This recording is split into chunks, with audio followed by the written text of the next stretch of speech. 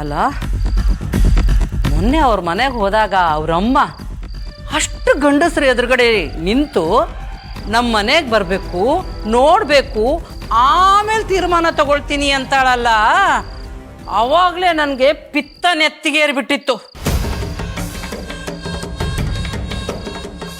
ಅವಳ ಗಂಡ ಅನ್ಸ್ಕೊಂಡವನು ಹೆಂಡತಿ ಮಾತಾಡ್ತಿರೋದನ್ನು ನೋಡಿ ತೆಪ್ಪ ಕೂತಿದ್ದ. ತಾಯಿಯಂತೆ ಶೀಲ, ನಾಯಿಯಂತೆ ಬಾಲ.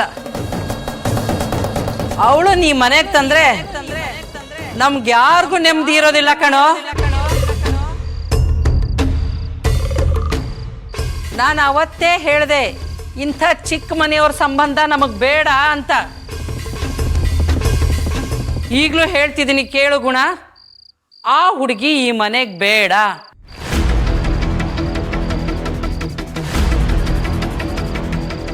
ಮೊನ್ನೆ ಅವ್ರ ಅಮ್ಮ, ಇವತ್ತಿವಳು, ನಾಳೆ ಇವಳು ಮನೆ ಕೆಲಸದವರು ಎಲ್ಲರೂ ಬಂದು ನಮ್ಮನ್ನ ಪ್ರಶ್ನೆ ಮಾಡ್ತಾರೆ.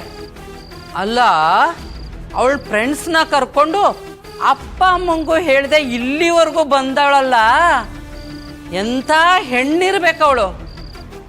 ನೋಡು, ಹೇಳ್ತಿದ್ದೀನಿ, ಈ ಸಂಬಂಧನ ಇಲ್ಲಿಗೆ ನಿಲ್ಲಿಸ್ಬಿಡು. ಅಣ್ಣ ಎಲ್ಲ ಯೋಚನೆ ಮಾಡಿನೇ ನಿರ್ಧಾರ ಮಾಡಿರ್ತಾರೆ. ವಿಷಯ ನಿಶ್ಚಿತಾರ್ಥ ತನಕ ಬಂದಿದೆ. ಇಂಥ ಸಮಯದಲ್ಲಿ ನೀನು ಹೀಗೆ ಮಾತಾಡಿದ್ರೆ ಹೇಗಮ್ಮ? ಅಂದ್ರೆ ಅವಳು ಮಹಾರಾಣಿ ಥರ ಆಡ್ತಾ ಇದ್ರೆ ನೋಡ್ಕೊಂಡು ಸುಮ್ಮನೆ ಇರು ಅಂತೀಯಾ? ನೋಡು, ಹೆಂಗಸರ ಮಾತು ನಡೆಯೋ ಮನೆ ಯಾವತ್ತೂ ಉದ್ಧಾರ ಆಗಲ್ಲ. ನಮಗೆ ತಗ್ಗಿ ಬಗ್ಗಿ ನಡೆಯೋರು ಬೇಕು. ಸಂಸಾರ ನಡ್ಸೋಕೆ ಬರದೇ ಇರೋರನ್ನ ಕರ್ಕೊಂಡ್ಬಂದು ನಾಳೆ ನಾವ್ಯಾಕೆ ಅನುಭವಿಸ್ಬೇಕು? ನಮಗೆ ಯಾಕೆ ಆ ಹಣೆ ಬರ?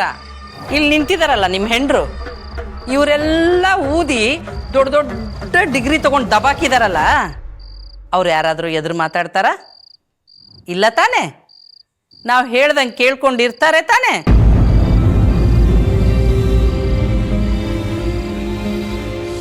ಅಡುಗೆ ಮಾಡಿಕೊಂಡು ಮನೆ ನೋಡ್ಕೊಂಡಿರೋರಿಗೆ ಯಾವ ಡಿಗ್ರಿ ತಗೊಂಡು ಏನಾಗಬೇಕಾಗಿದೆ? ನೋಡ್ಗುಣ, ನನ್ನ ಮಾತು ಕೇಳು. ಅವನು ಯಾವನೋ ಶ್ಯಾಮನೋ ಸೋಮನೋ ಇದಾನಲ್ಲ, ಅವನಿಗೆ ಈಗಲೇ ಫೋನ್ ಮಾಡಿ ಆ ಕೋಳಿ ಗೂಡು, ಆ ಗೂಡಲ್ಲಿರುವಂಥ ಹೆಣ್ಣು ನಮಗೆ ಬೇಡ ಅಂತ ಹೇಳು.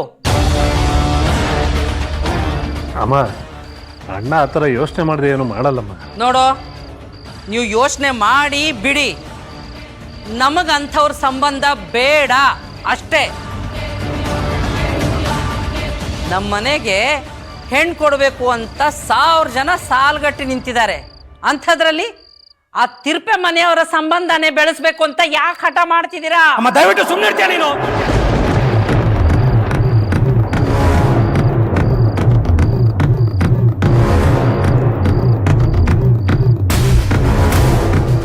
ಏನೋ ಹುಡುಗರು ಬುದ್ಧಿ ಇಲ್ಲದೆ ಬಂದು ವಿಚಾರಿಸ್ಕೊಂಡು ಹೋಗಿದ್ದಾರೆ, ಎಷ್ಟು ಅಂತ ಮಾತಾಡ್ತೀಯ ನೀನು? ಈ ಮನೆಗೆ ಏನೇ ಸಮಸ್ಯೆ ಬಂದ್ರು ನಾವು ಸುಮ್ಮನಿರಲ್ಲ, ಅದು ನಿನಗೂ ಗೊತ್ತು. ನನ್ನ ಮೇಲೆ ನಂಬಿಕೆ ಇದೆ ತಾನೆ ನಿಂಗೆ? ಸುಮ್ಮನೆ ಬಿಡು, ನಾನು ವ್ಯವಸ್ಥೆ ಮಾಡ್ತೀನಿ ಎಲ್ಲದಕ್ಕೂ.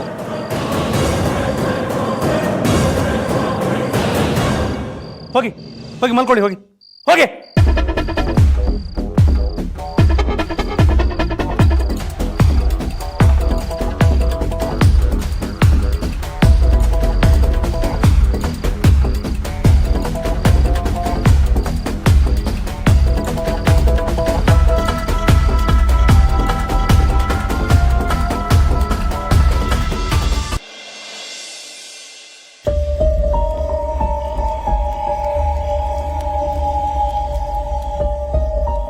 ಅಲ್ಲ ರೀ, ನೀವು ಹೀಗೆ ಸೈಲೆಂಟಾಗಿ ಕೂತಿದ್ರೆ ಹೇಗೆ? ಏನಾದರೂ ಮಾತಾಡಿ. ಮಾತಾಡೋಕೆ ಇನ್ನೇನಮ್ಮ ಇದೆ?